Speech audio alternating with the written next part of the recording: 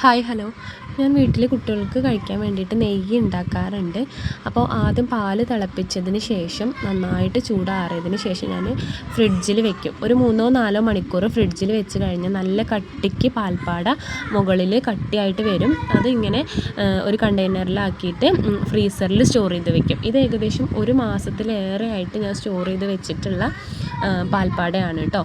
ഏകദേശം ഞാനൊരു 3/4 ലിറ്റർ പാലാണ് ആഴ്ചയിൽ 2 ദിവസമാണ് പാല് കിട്ടുക. അപ്പോൾ അതിൽ നിന്ന് എടുത്ത് വെച്ചിട്ടുള്ള പാൽപ്പാടയാണ് കേട്ടോ ഈ കാണുന്നത്. ഇനി ഇത് ഞാൻ ആദ്യമൊക്കെ ചെയ്തിരുന്നത് ഇത് മിക്സിയിലിട്ട് അടിച്ച് വെണ്ണ വേർതിരിച്ചെടുത്തിട്ടൊക്കെ ആയിരുന്നു ചെയ്തിരുന്നത്. അപ്പോൾ ഭയങ്കര ബുദ്ധിമുട്ടായിട്ട് എനിക്ക് തോന്നി. ഇപ്പം ഞാൻ ഡയറക്റ്റായിട്ട് പാൽപ്പാട അടുപ്പിലേക്ക് വെച്ചിട്ട് കുറുക്കിയെടുത്തിട്ടാണ് നെയ്യ് ഉണ്ടാക്കാറുള്ളത്. ഇതാണ് കുറച്ചും കൂടി ഈസിയസ്റ്റ് ആയിട്ടുള്ള ഒരു മെത്തേഡായിട്ട് എനിക്ക് തോന്നിയിട്ടുള്ളത്.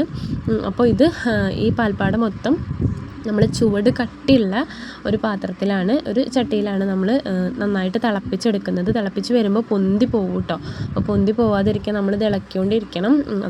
അടുത്തു നിന്ന് മാറാനേ പാടില്ല.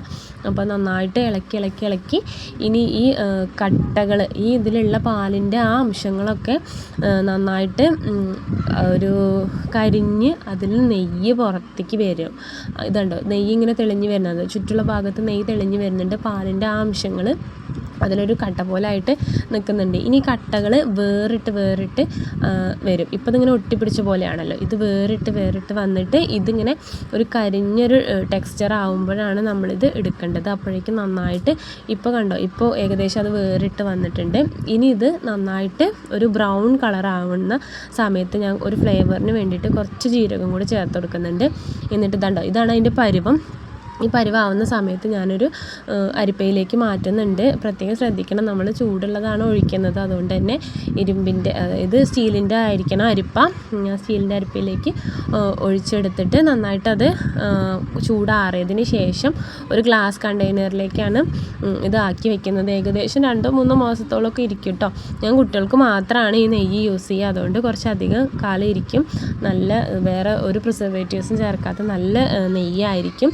അപ്പോൾ വീഡിയോ ഇഷ്ടമായവർ ഒന്ന് ലൈക്ക് ചെയ്യുക, ഷെയർ ചെയ്യുക, സബ്സ്ക്രൈബ് ചെയ്യുക കേട്ടോ. ഇത് കുട്ടികൾക്ക് ദോശയ്ക്കൊപ്പം ഇഡ്ഡലിക്കൊപ്പം ഏത് വിഭവം ഉണ്ടാക്കുന്നതിനൊപ്പം ചേർത്ത് കൊടുക്കുന്നത് നന്നായിരിക്കും. എൻ്റെ മോന് പാല് കഴിക്കില്ല, അപ്പോൾ അതിന് പകരമായിട്ട് അവന് നെയ്യാണ് കൊടുക്കാറുള്ളത്.